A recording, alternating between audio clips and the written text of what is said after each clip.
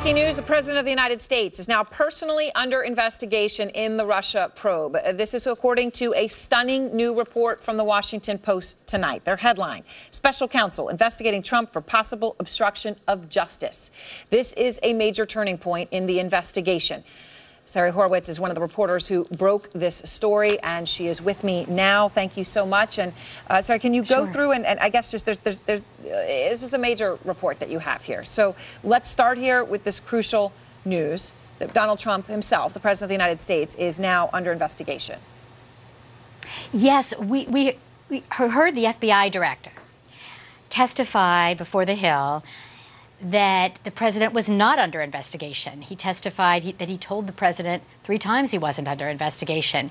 But what changed was after the firing of James Comey, and Trump said it was because of the Russia investigation, the FBI began to investigate the president for obstruction of justice. And now we know that Special Counsel Mueller is continuing that and expanding that and interviewing senior intelligence officials that also were witnesses to conversations with the president about the Russia probe. All right, so let's talk, we got to go through continuing and expanding. First, continuing, to your knowledge, when did this personal investigation of the President of the United States in the Russia probe begin? Do you know the date or about the date? Yes, we are told that the investigation into obstruction of justice began days after former FBI Director James Comey was fired. Okay, and that was May 9th. So this would be in early mid-May. The President of the United States is then under a personal investigation. Okay, so now let's talk about what you just said, is that it has expanded. Expanded to what? Can you explain a little bit more? We know that within days, as early as this week, Special Counsel Mueller is going to be interviewing several key intelligence officials. One is Dan Coates, the Director of National Intelligence. The other is Mike Rogers, Admiral Mike Rogers, who is the head of the National Security Agency, the NSA, and his former deputy, Richard Leggett. What's important about that is shortly after Coates was confirmed for his position, he was in the White House, he had a conversation with the president, and the president said, can you do something to get FBI Director Comey to back off on the investigation of former National Security Director Flynn? Yep. This is something also that Comey talked about in his testimony, that the president had expressed to him that he wanted him to back off that. So this is obviously going to be a crucial part of the whole question of obstruction of justice. Now, you also report, and I want to be clear here, you and your colleagues, including Devlin Barrett, Adam Entis, Ellen Nakashima, are saying 5 people briefed on these requests. So when people come out and criticize for sourcing, I just want to make it clear, you have 5 sources who know what's going on here. Sarah, let me ask you, because you also report in this article something that I think could be very crucial for those trying to understand what the President of the United States is actually under investigation for tonight. And you say this: the interviews suggest Mueller sees the attempted obstruction of justice question as more than just a, quote, he said dispute between the president and the fired FBI director. So to be clear, your reporting is this isn't just an obstruction of justice question about whether the president asked Jim Comey to back off of Flynn or anything about a loyalty pledge, but this is now bigger than that because of the involvement of Coates, Rogers, and Leggett. Exactly. And besides the conversation I just told you about regarding Coates, we know that President Trump called Dan Coates and Mike Rogers on the phone and asked them both to come out and personally say that there was no evidence of collusion between Trump associates and Russian officials during the 2016 presidential election. They did not do that, but the Rogers' former deputy, Richard Leggett, which is why he's going to be called in, wrote an internal NSA memo, which we talk about in our story, that laid out documented that conversation. Okay, so there is a memo there as well. Do you have any understanding as to the motive for that memo? I mean, obviously we know Comey's motive was he felt that it was inappropriate. These were major moments, and he wanted to memorialize them extremely specifically. Do you have any sense as to why this other memo? Well, Leggett would not talk to us about this, declined to comment. But clearly he wanted to document a phone call from the President of the United States to the head of the NSA asking him to say publicly that there was no evidence of collusion between Trump associates and Russian officials during the campaign. All right. Thank you very much. And one question quickly before we go. Sorry. Are you able to, Sure. We know the President of the United States had asked repeatedly to Jim Comey to assure the American public that he was not personally under investigation. You're now reporting that tonight, and as of the past few weeks, the President of the United States is under personal investigation.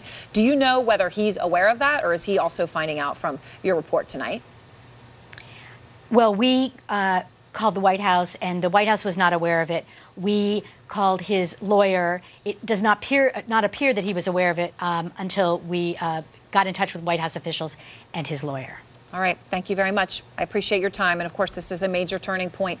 This report from the Washington Post. John Avlon joins me, our political analyst, editor-in-chief of the Daily Beast. Gloria Borger, our chief political analyst, and Jeffrey Toobin, senior legal analyst. David Sanger, also here, New York Times national security correspondent and our political and national security analyst. Gloria, let me start with you. This would be a major turning point. This is a president who was not under personal investigation. That is until he fired the FBI director, and he now is under personal investigation, the Washington Post reports. Yeah, you know, it's the first real sign that the question of obstruction is being investigated by the special counsel. Don't forget, this is an investigation that started out about Russian meddling into the American election process. And now, according to the Washington Post reporting, the special counsel Mueller has broadened his investigation, as often occurs with the special counsel investigation, and has broadened it to look into this question of obstruction and whether the president was involved in that. So I do think, Aaron, that it is quite significant. John. I mean, no question it's significant. What I think it does is it codifies that the firing of Comey seems to have triggered a broader investigation. The president had not been a target, as Comey informed him, but the firing of Comey seems to have expanded the investigation, first within the FBI, now within the special counsel. And it's also the Washington Post reporting, and it's a great team of reporters, is knitting together a number of stories that seem to indicate a pattern of the president requesting people back off an ongoing investigation. As in all things we learned from the wake of Watergate, it's the crime as much, it's the cover-up, or even more than the crime. And this is a significant step to codify the fact that this is ongoing. It also forces the White House's hand, with all the drum beats and trial ballooning about firing Mueller, more difficult to do that in the wake of this disclosure.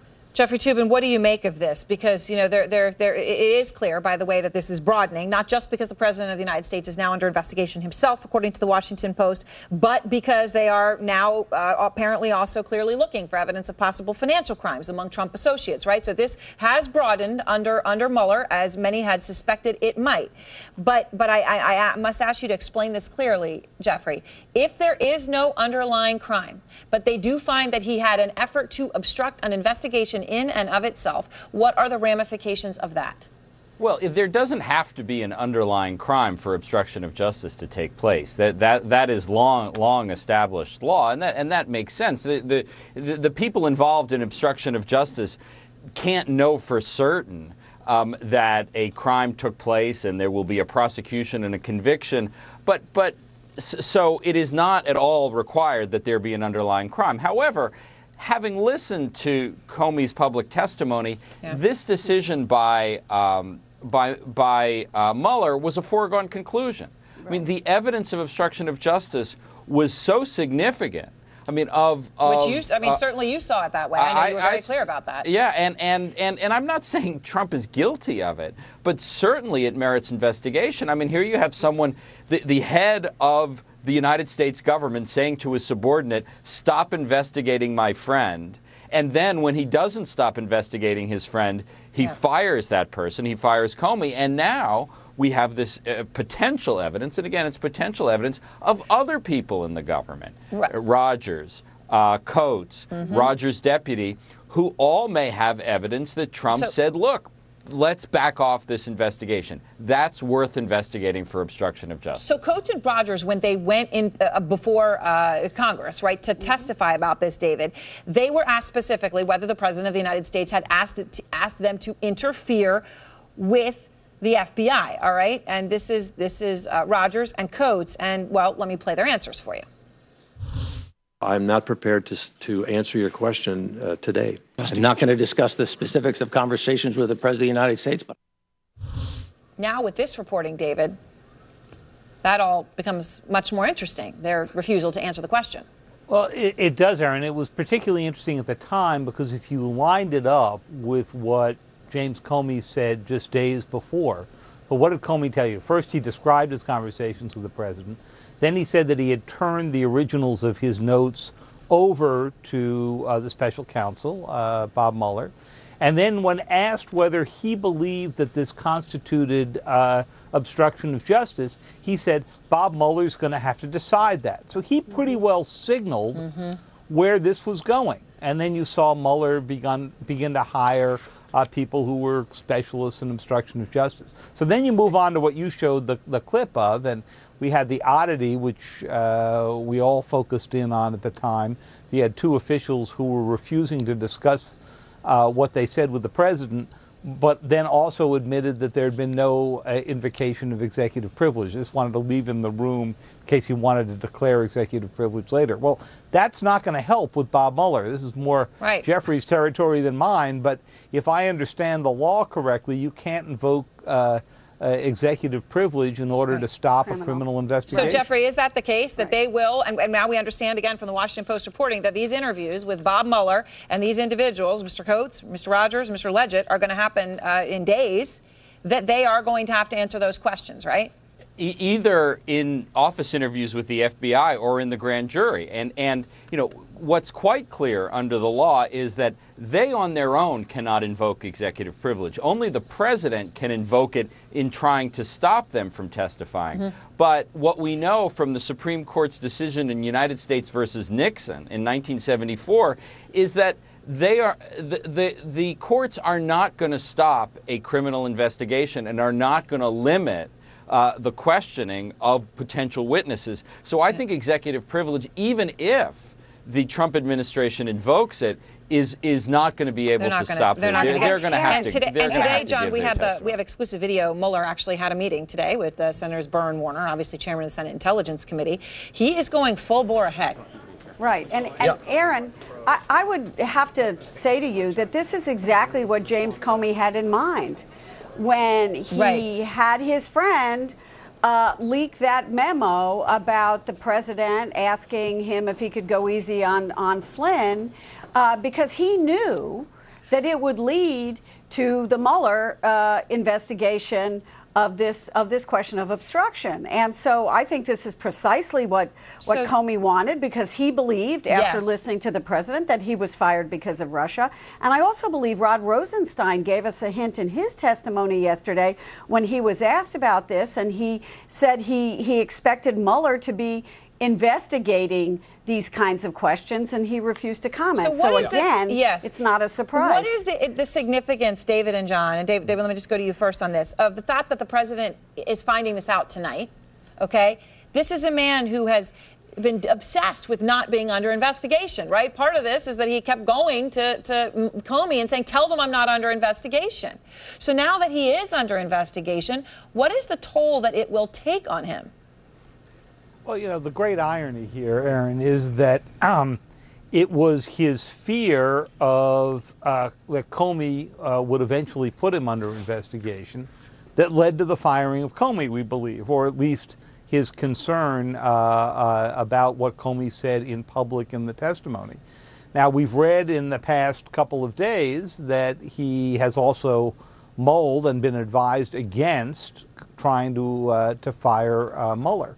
If the Post reporting is correct, and as we all agreed, all of the testimony we've heard so far would lead you to believe Mueller has to be investigating this, it's got to raise in the president's mind again whether he should be tempted to go do that. And I'm sure now that he's going to have a lot of people surrounding him saying that wouldn't be a good idea, sir. You can't fire somebody in the midst of an obstruction investigation. I mean, for him, a game changer. This is something he wanted to do. I mean, he had to do whatever he had thought about. No, that's right. And I think to David's point, you know, this has the quality of sort of this D.C. noir O. Henry story. What the president was trying to avoid is what he provokes with that unwise, rash action. And there are two other factors here, too. You know, the president's own words in the wake of the firing, contradicting the cover story that had been pushed by the administration, where he said, well, sure, it was Russia. And then the tapes that came out in the meeting with the Russians all lead one logically to ask the question of, if you take the president at his word, what role stopping or backing off Russia and the Flynn investigation had to do with the firing. It couldn't be divorced at that point. The second thing in the Washington Post investigation, I think, is the contemporaneous memo from the NSA. That means there are two contemporaneous memos of people feeling that the president had put inappropriate pressure. That is close to irrefutable evidence. That is going to be difficult to push back on. The fact that there's another memo, according to the Washington Post, obviously very significant, another memo not from Jim Comey. Thank you all, and more on the breaking news. President Trump reportedly under investigation as part of the Russia probe. A top Democrat on the Judiciary Committee joins me to talk about this breaking news next. Out front now, Democratic Senator from Delaware, Chris Coons, who sits on both the Senate Foreign Relations and Judiciary Committees. Senator, I want to get your reaction to this breaking news. Just crossing here from the Washington Post. They have 5 sources briefed on the request, saying that the President of the United States is now under personal investigation by Special Counsel Bob Mueller for possible obstruction of justice. Your reaction? Well, Aaron, this is a very stunning development. There were certainly hints and allegations in the previous testimony before Senate committees by fired FBI Director Comey, by acting Attorney General for this matter, Rosenstein, that there might be some reason for there to be a broader investigation. But this report in the Washington Post this evening suggests strongly, given 5 different sources, that the scope of the investigation has changed since the firing of the FBI Director and is now targeted directly at the president and his actions, which may amount to obstruction of justice. And does this make you more likely as a member of the Judiciary Committee to think that obstruction of justice was committed when you put all this together, or do you still think that it's too early to draw a conclusion? I think it's too early to draw a conclusion. There's certainly lots of smoke here. There have been lots of concerning, even alarming stories from FBI Director Comey about what led up to his private meeting with the president, where he urged him to drop the investigation into former National Security Advisor, the meeting where he asked for his personal loyalty. I'm very glad that Bob Mueller is a special counsel, and I'm glad that yesterday we heard directly from Rod Rosenstein that he will continue to have the resources and the independence he needs to pursue this investigation to its conclusion. So in this Washington Post report, they say, right, it wasn't just Comey who was asked to stop the investigation into General Michael Flynn. They talk about these other times that the president asked this of both the Director of National Intelligence and the head of the National Security Agency, Mike Rogers. So let me ask you this, because when the president called Mr. Rogers and asked him to issue a public statement saying, look, there's no evidence of any sort of coordination between the Trump campaign and the Russian government. Rogers and Coates, he also got a phone call, they refused to do so. Now then, Rogers' deputy, Mr. Leggett, went back and wrote a memo because he thought this was important. He wrote a memo, he wanted to document it. That obviously makes us think of Jim Comey and how he wrote a memo. But I want to ask you this, because the NSA director, Mike Rogers, testified last week on Capitol Hill, Senator, and he was asked directly, did you ever feel pressure to act improperly, which would, of course, appear to fit right with this phone call, right? He did answer that question. Here's what he said. In the 3+ years that I have been the director of the National Security Agency, to the best of my recollection, I have never been directed to do anything I believe to be illegal, immoral, unethical, or inappropriate.